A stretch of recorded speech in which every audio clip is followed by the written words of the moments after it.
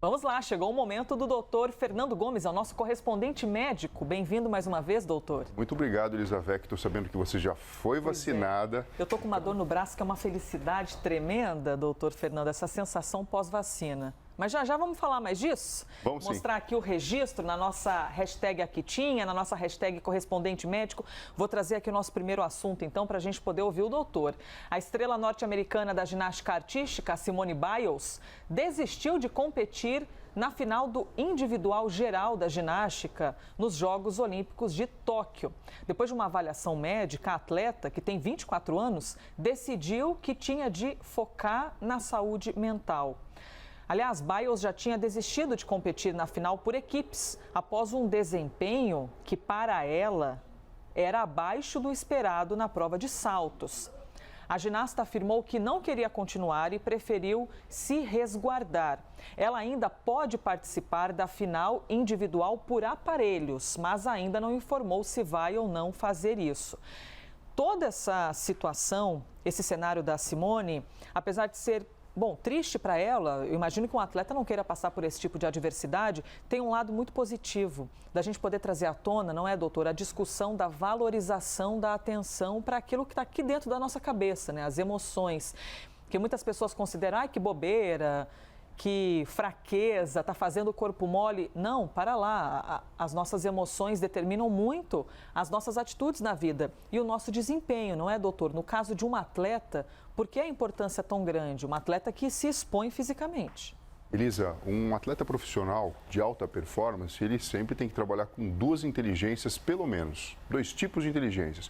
Uma corporal sinestésica, que é a habilidade de conseguir orquestrar no espaço movimentos físicos coordenados sob a orientação da sua vontade e do que ele já treinou no decorrer do tempo, com um outro tipo de inteligência chamado inteligência emocional, que basicamente é você gerenciar o desconforto, o preparo do treino, para lá na frente você ter uma recompensa que muitas vezes é ser laureado com a vitória. Lidar com a frustração e com a questão de ser difícil ter sempre um excelente desempenho é algo que pode provocar alterações na saúde mental. Então a gente tem o sistema límbico, que é a parte emocional do cérebro, tendo que ser trabalhada simultaneamente a todo tempo com as pessoas que têm esse tipo de profissão e de exposição. Por isso que muitas vezes acaba sendo muito difícil. E como tem um quê de muita competitividade em pessoas que geneticamente já têm esse perfil, porque não adianta só você querer, né? Muitas vezes já existe ali um dom que você percebe que a criança, o jovem, o adulto se destaca em relação aos demais. Você precisa prestar atenção, porque em algum momento esse sistema vai ser empurrado para frente como se fosse um traço de determinação e que vai chegar ali e simplesmente vai significar uma teimosia e vai trazer uma frustração muito grande, no qual a pessoa chega, no psicológico dela, a confundir o que ela faz com o valor que ela tem para ela e para as outras pessoas.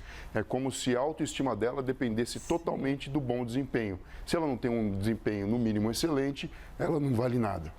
Pois é, doutor. E essa linha do limite, né? Por exemplo, o que para nós significa algo além, para Simone, o limite é muito além do que tudo que a gente imagina. Eu lembro uma vez de ter lido algo que o Ayrton Senna disse, bom, o Senna, né, que qualquer um sabe quem é, evidentemente, todo mundo tem um limite, o meu é um pouco além dos outros, ele disse. Então, mentalmente, é até difícil interpretar o que passa na cabeça de um atleta, mas o tamanho do peso e da importância, doutor, dela ter trazido isso à tona, porque a gente tem um pouco de dificuldade de entender qual é o nosso limite, não é mesmo? A gente está sempre se colocando num ambiente de competitividade, mesmo que não estejamos dentro de um jogo olímpico.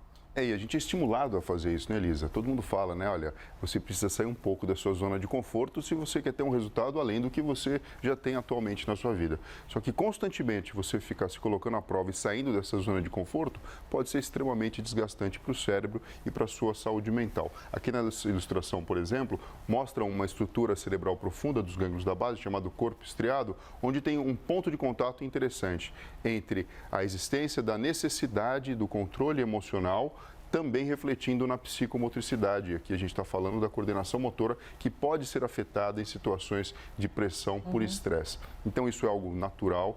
apesar dos feitos serem sobre-humanos, nós somos todos humanos, né? Cada um no seu grau, no seu desempenho diferente, e existe explicação biológica para isso. Então, muitas vezes, o que vai fazer diferença entre dois superatletas não é o preparo físico, não é a característica biológica herdada pelos seus genes, mas é, na verdade, o sangue frio e o preparo mental e a saúde mental plena nesse momento tão importante. Lembrando que a pessoa tem a sensação que está colocando o seu valor e a sua vida em xeque naquele momento. Pois é, doutor, e a gente está falando de uma atleta que, por exemplo, quando ela está num momento individual se preparando para um salto, na hora que elas olham para frente, puxam aquele ar fundo e focam, se elas não têm certeza da confiança, elas estão colocando a própria vida delas ou deles, pode ser um homem, em risco. Então, isso é determinante, que o senhor está dizendo aqui, que afeta a coordenação motora quando falta a confiança ou a gente está um pouco inseguro. Sim, e existe ainda o efeito que vem depois. O que acontece após um desempenho que não tenha sido pelo menos brilhante? A frustração? Né? A frustração, como lidar com aquilo? Porque são anos a fio, horas e horas de treino até a pessoa conseguir chegar naquele momento. Não é qualquer pessoa que chega para começar uma prova olímpica e tem aquele momento zero do cronômetro sendo ligado. São pessoas extremamente especiais que passaram por uma triagem natural esportiva até chegar naquela situação. Que esse caso da Simone sirva de exemplo até para você refletir a respeito da sua vida, de qual é o seu limite, até que ponto a gente está feliz fazendo aquilo que a gente pratica todos os dias, seja uma atividade fora do ambiente de serviço ou de repente no próprio trabalho, até que ponto a gente está feliz com aquilo que a gente faz e não tem de dizer, opa, pera lá, colocar o pé no freio. Doutor, a gente está falando da Simone Biles, mas é importante que nós possamos lembrar também da tenista, né? A japonesa Naomi Osaka. Lembra? A gente tratou desse assunto aqui. Ela abandonou o torneio de Roland Garros para se cuidar. Disse que estava emocionalmente exposta, não queria conversar com a imprensa, ficar naquela posição de estar em frente às câmeras e aos repórteres. E ela até chegou a receber ali uma represália da própria competição, porque isso fazia parte do contrato, das obrigações do atleta com o evento. Como identificar, através do exemplo da Naomi Osaka, a tenista japonesa, e da Simone Biles, americana, que é a hora de parar? Por que a gente tem dificuldade de compreender qual é o nosso limite? Existe uma palavra para isso, Elisa. Essa palavra se chama sofrimento. Quando você entende e percebe que existe sofrimento na vida daquela pessoa, e às vezes a pessoa não tem a condição de sozinha fazer aquele discernimento, precisa de ajuda de quem está por perto, quem ama, quem convive, etc. Você tem aí a palavra de ordem para começar a investigar como anda a saúde mental dessa pessoa, que pode estar abrindo um quadro de ansiedade, de depressão, de estresse pós-traumático e assim sucessivamente. É importante o olhar de quem está ao lado, para muitas vezes dar um toque, tô te achando um pouco estranho no sentido de você anda um pouquinho cabisbaixo ou anda estressado demais, não está dormindo bem, é importante esse olhar de quem está de fora. Sim, e cada vez mais a gente deixa aqui claro e público, né, o maravilhoso papel e a importância do papel do profissional chamado psicólogo.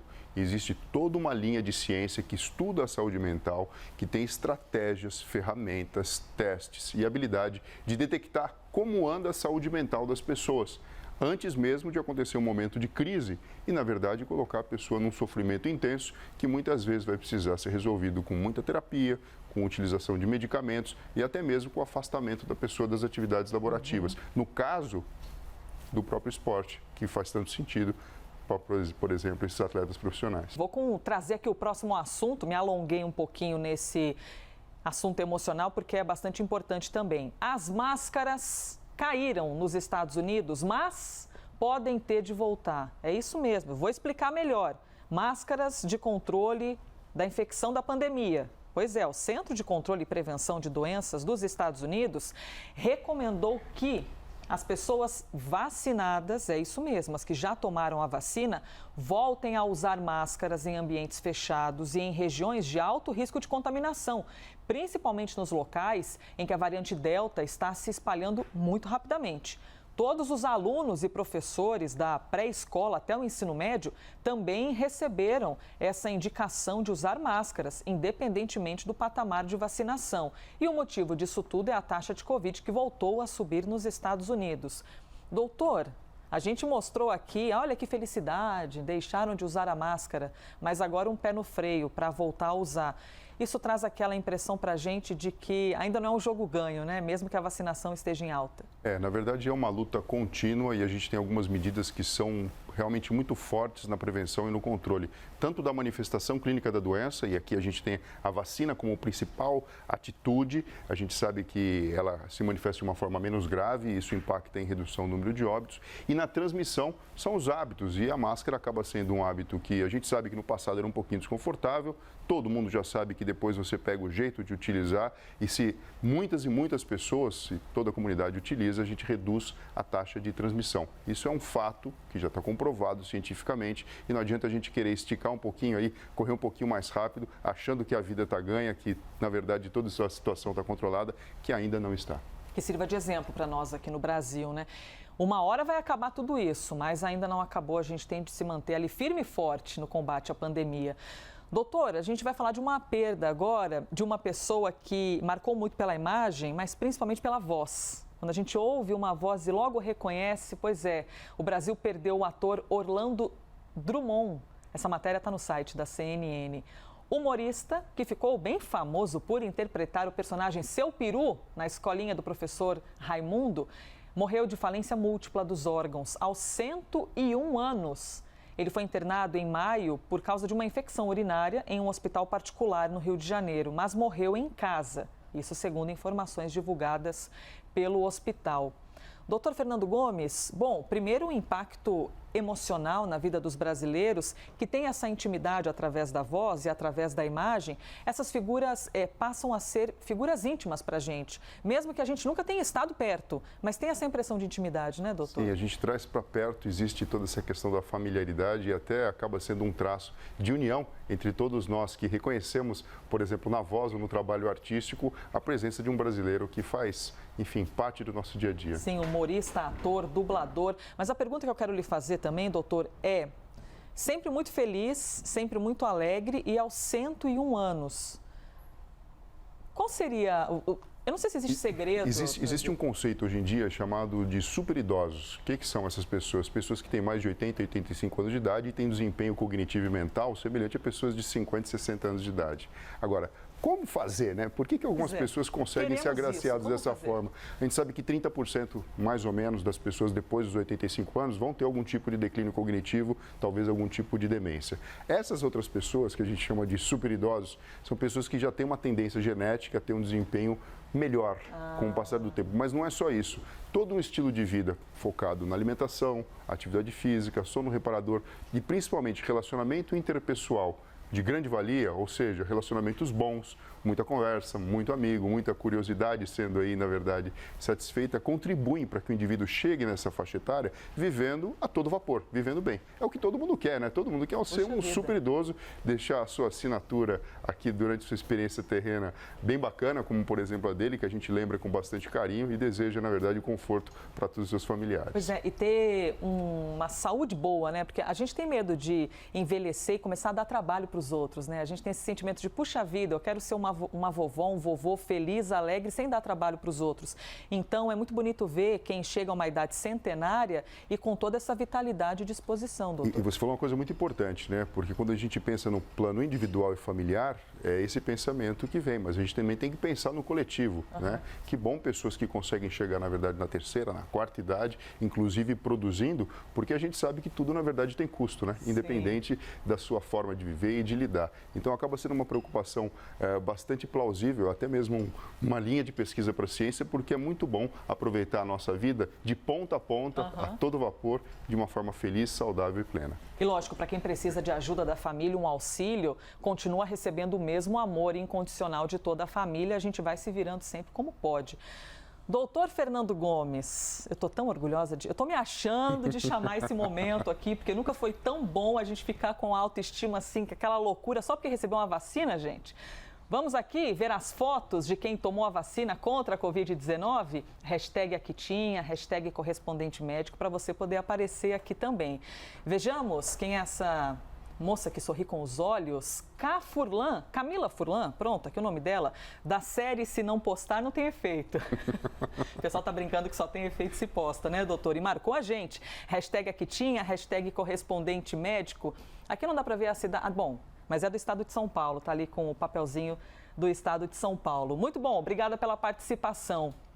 Quem é a próxima pessoa, gente? Uma irmã gêmea? Tô achando alguma semelhança? Ai, que felicidade, meu Deus!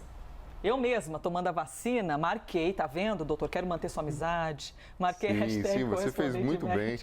Marquei a Quitinha. E o desejo, eu replico aqui, que o Brasil inteiro esteja imunizado. A gente não vê a hora de poder, num telejornal, sentado aqui na nossa bancada, dizer: a partir de hoje, o Brasil inteiro está imunizado. Esse é o nosso desejo, de poder compartilhar esse tipo de informação. Bom, doutor Fernando, vamos encerrar, vamos embora, né?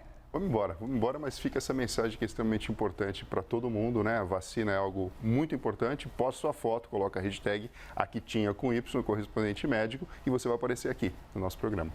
Orgulhosa demais por esse momento. Este foi mais um Correspondente Médico.